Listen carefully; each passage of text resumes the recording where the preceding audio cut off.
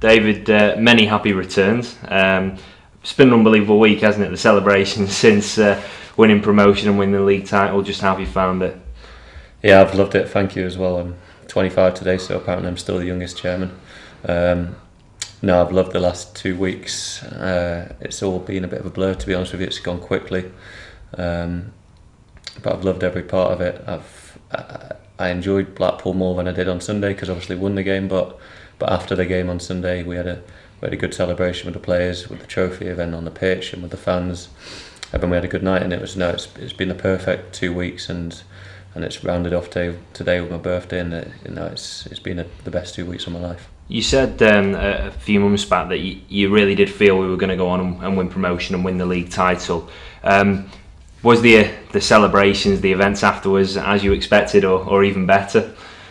I've had a night out in Wigan once before in my life when we stayed up and we beat Stoke, and that was crazy that night. And the celebrations, if you're thinking about the Wigan night out, the one after Blackpool, on the pitch there, on the pitch after at the DW on Sunday, everything's been amazing. All the celebrations, but it's, like I said, it's all been a blur. It's gone quickly. I can't remember too much of Sunday night. It was a good night.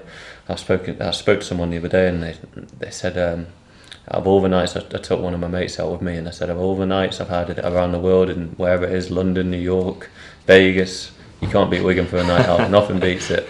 So that was a great night, and the fans made it special, made it a special night, and I appreciate it. I mean, you personally, when we've had the survivals in the Premier League, the FA Cup, you've seen your granddad having the great receptions from the fans at Blackpool. It was a really special moment where you went over to the supporters and clapped them for the sport. It must have been an absolutely unbelievable feeling when they were singing your name. Yeah, surreal, honestly.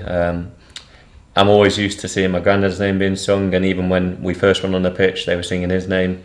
But for them to see me, and then go over to them, and they started singing my name, and they were singing it again on Sunday, and it's something I'd never think I would hear in my life. So it made me proud. It made me thankful, because it was always going to be difficult for the fans to take to me with me being so young, and I can understand why there was a few critics or a few people a bit wary about what was going to happen, but they've stuck with me, and now they're reaping rewards, and I'm thankful for that. It's full circle, isn't it, though, from when you took over, as you say, the scepticism, the doubts about yourself, about Gary coming in as manager, to now the connection between the players and the fans. I mean, it's a proper football club now, isn't it? The love between the support, yourself, and Gary and the players.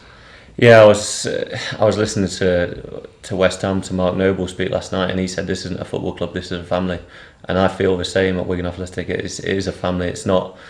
We don't think of it as a football club. We think of it as one big family. The fans are part of that. The players are part of it. I'm part of it. All the staff are part of it. Whether it's a cleaner or a chef, it's a big family, and it's how I want this football club to be always, because everybody's special. Whether they're a cleaner or a fan or a player, they all mean the same to us, and they're part of this winning the league. That it's not down to the players or the staff or to myself. It's down to everyone involved in the town, and I want them to realise that. In the here and now, you've got a break coming up shortly, and then you're back to business. You said you've been planning for the Championship for a while. It's going to be another big summer, isn't it? Because I guess you've got to be very, very prepared for what's in front of you. Yeah, it won't be as busy as last summer when we brought over 20 players, and it'll be a lot more controlled. We know the targets we'll go for.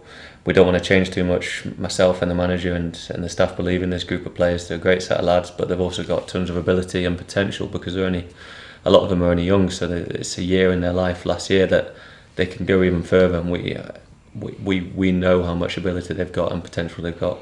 But we need to add bits, and we will do that. But we've been watching players now. We've been watching targets for the last 5, 6, 7 months, because I believe in forward thinking. I believe in planning for the future.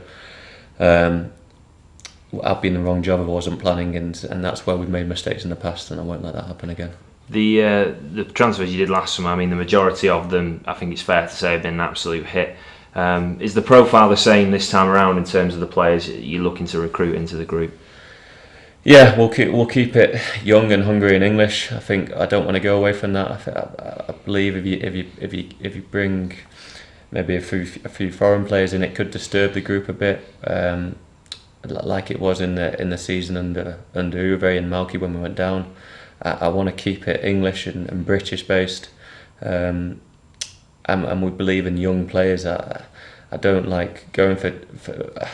I always have a principle at the club where we won't pay massive money for players over 25, because I believe in having assets who we can develop and have success with us, with the football club, with Wigan Athletic, but also in their careers they can go further. And as much as you need the experience runs around, we have to also look at the younger assets, and that's what we'll be doing this summer as well.